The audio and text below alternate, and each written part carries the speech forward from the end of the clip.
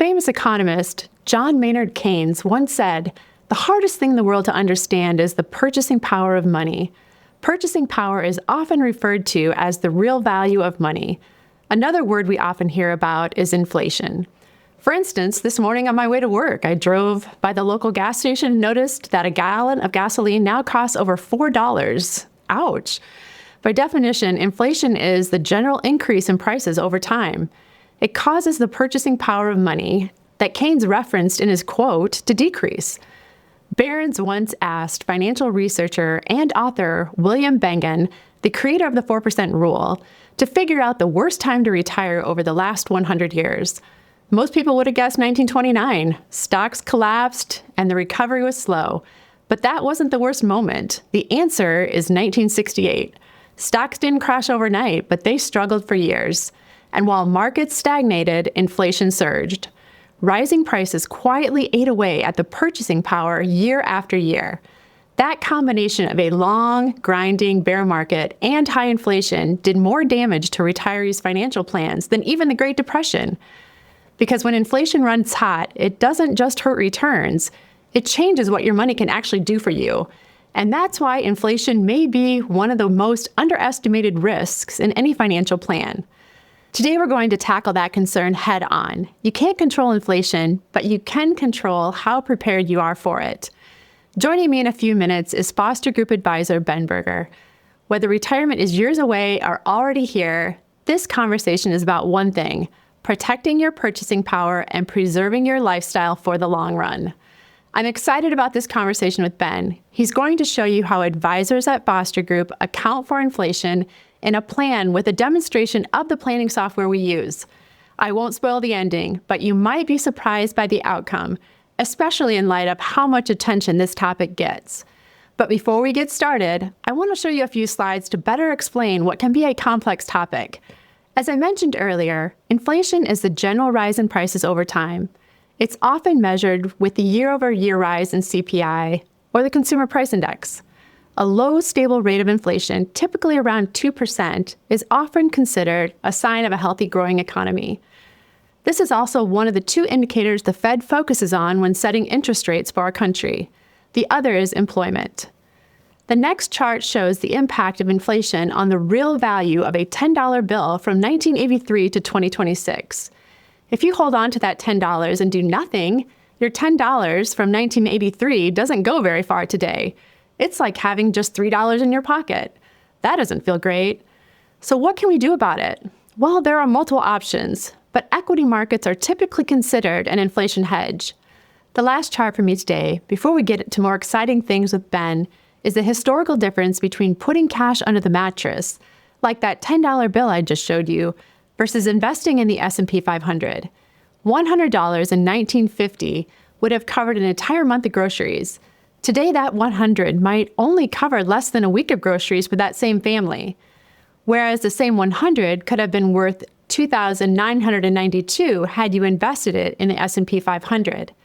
The historical average return on the market has been greater than that of the rate of inflation through time. That is one way to maintain the purchasing power Keynes mentioned. All right, now that we've gotten a few definitions out of the way, let's get into it. Ben, it's so great to have you in the studio. Thanks for having me. It's good to be here. Yeah, so when you have a couple come in and they want to talk to you about a plan and they have concerns, maybe such as inflation, what guidance can you give them? Yeah, so the first thing I would do if somebody came in and they had a concern is I would try and dig into it a little more and understand, is there something deeper there?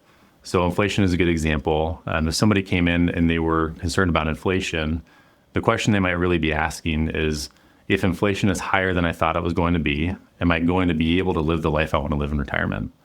So if I can find that deeper question, that helps me address it better for the client. So in that case, I might bring up a slide like this one. It shows the retirement equation here. And there's multiple different pieces in retirement, obviously, but this is really focused on the financial side. So first off, there's things that are totally out of our control that we really can't do anything about that have a big impact on retirement. Those examples would be market returns, or policy around taxation, savings, or benefits. Again, a meaningful impact on retirement, but there's really nothing as an individual investor that we can do to impact that. So you just have to manage these, right? Right, exactly. Yeah. And now there's other things that we have some control over, but not total control. These would be things like our longevity or our ability to earn a wage, how much we earn, and how long we work. Again, we have some control over those, but not total control. And then there's this third bucket that we do have total control over. Things like where we invest our money and how we invest it, and then how we save and spend, both while we're earning money and in retirement. We have total control over these, and so my goal is to shift clients from focusing on the things where we don't have total control onto the things where we do. And then we can adjust the plan and accommodate the things that are out of our control. If they're not going the way we thought they were going to go, we can focus on the places we have control, and we can make adjustments as we need to. So it's just pulling the levers that you can in order to get to the finish line. Yeah, and I think a key part of it is understanding which levers you can pull, and then what impact is that going to have? Because you can't fix everything, but there's a lot of change that you can make, a lot of impact you can have. So we've talked about the tools. Next step is, how do you model a plan in order to incorporate these different variables? Yeah, so we have a planning software that we use, and we build a financial plan for every client that we work with. So what I want to do today is go through a sample financial plan. It's for illustrative purposes only. They're not real clients, but I want to give you a feel for what this looks like and feels like for a client. So a bit of background on this sample client here. Their names are Willie and Diddy Planwell. Their ages are 55, and they're planning to work for another 10 years and retire when they're 65. They have, as of today, an investment portfolio of $3.2 million. So that doesn't include their house, their cars, any of those types of things, just the investable dollars. And another key thing about them is that they want to travel the world when they retire. So we've built in an assumption that they're going to spend some extra money right when they retire for 15 years so that they can go see the world and take all the trips they want to take. And the last piece, because we're talking about inflation today, our baseline assumption for inflation is 2.25%. So you'll see that throughout the projection, and we'll talk about how that changes over time. Great. Well, let's get into it and see what it looks like for the Planwells then. All right. So this is their financial plan. What this is going to do is it's going to look at their investable assets over time, and it's going to take into account several things. So first off, how much are they continuing to earn while they work? How much are they saving while they're working? Growth on their investments over time, and then how much are they spending when they get into retirement? All of that's factored in here already. And what this is showing is that the growth in those investments will end up to be about $12 million by the time that they reach age 95, which is how far we project out here. So $12 million feels like a lot of money, and it is, but what does that really mean 40 years from now? So we can put that in better context by looking at that in today's dollars. So if we take inflation out of that and look at this more on a purchasing power basis, what this feels like and spends like today, it's more like $5 million by the time they reach age 95. So still good, but maybe not $12 million good. Right. And if you think you're going to end up with $12 million and then you see it spends like $5, that feels different than if you just thought you were going to have $12 million and what that spends like today. Yeah, it's important to just understand how this works into the plan. Yes, exactly. So this chart is really helpful in decision making, but one of the things it doesn't do well is give us a good idea of what the range of outcomes are as we look towards the future.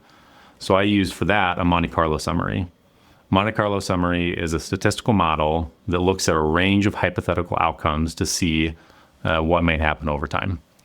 So as a baseline here, if you look at the right side of this picture, we see that range of potential investment outcomes. So they might have as much as $7 million by the time they reach 95, or they might have as little as $1.5 million in today's dollars without inflation in it. The important thing here is the left side of this picture that shows the 93%. What does that mean? That means that 93% of the time, 93 times out of 100, they don't need to live life any differently in order to reach age 95 and still have $1 left. They can spend, on the travel they wanted to, the living expenses they have, they can retire when they wanted to. They can do all of that as we assumed they will. Regardless of what markets are doing, they could still have $1 left over. 7% of the time, on the other side of the coin there, markets are so bad that they need to make some kind of adjustment in order to still have that dollar left by the time they're 95.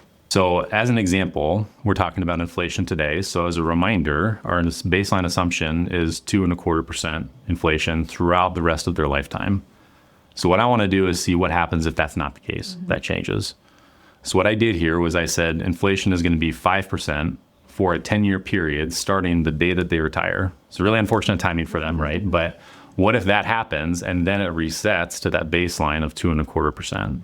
And look at the impact on the score. It used to be 93, and now it's 87%. So that means that 13% of the time now, they're going to have to make some adjustment. So that impact from inflation was a detriment to their plan. So back to the slide, we have total control over some things. We don't have any control over inflation, but how do we control the things that we can in order to make up that gap if they want to do that? So Ben, I know you often get asked the question, how does my plan compare to, potential outcomes or, possibility of success, given your experience with planning? So maybe just comment on that. And then also, you talked about the 5% inflation. If that's the reality, what other options do people have in order to kind of affect the outcome? Yeah, so first off, for an indicator of a healthy plan, for people at their age and stage in life, I would look for that number, this probability of success, to be somewhere 75, 80% or higher. Mm-hmm. So them with a 93% score is a really good plan. And even after including that shock to inflation where it goes up to 5%, I think they still have a really good plan at 87%. And I don't think they need to feel concerned about their plan moving forward. They may ask the question, though, we like seeing that 93%, or we want a little more security. And so how might we be able to get back there? So I have two things prepared that I would talk to them about. The first one is that they could reduce their travel expenses by half. So they wanted to go see the world. They still can go see the world. But if inflation is higher than they expect, they may feel uncomfortable spending as much money as they planned to spend on travel after they retire. So they have this lever that they can pull in order to reduce their expenses in their plan and bring the score back up. That feels bad in a different way because then they don't get to travel the way they wanted to. It's not just a free lunch, right? There's no such thing. But this does help them get their plan back to where it was before from a financial perspective. And so beyond reducing the travel expense, are there other options that they would have at their disposal? Yeah, so you mentioned earlier that equities are a great hedge against inflation over time. So another thing that we could do is we could increase their equity allocation by 10% starting today. Mm-hmm. If they're concerned about inflation in the future, this is a great way for them to add a little more hedge than they currently have against inflation. Now, you see the score went down from 92 to 91%. Seems a little counterintuitive if we're protecting against inflation. But the reason for that is because by adding more equities to their portfolio, they're actually bringing more risk into the plan as well. And so equities have more risk than the fixed income. Over time, they have more potential. If equity markets are really, really bad, which is what we're looking at here, there's more potential for their plan to be hurt worse by that because they have more equities. Now, on the flip side of that, if you look back to the right, you can see that median portfolio value. So before we made that change with the allocation they had before, that value by the time they were 95 is about $3.2 million in today's dollars. When we make that change and we add more equities, that value goes up to $3.7 million. So even though the score goes down a little bit, the median value goes up because their portfolio has a higher expected return over time. And again, that helps them combat the inflation and the detriment to the plan.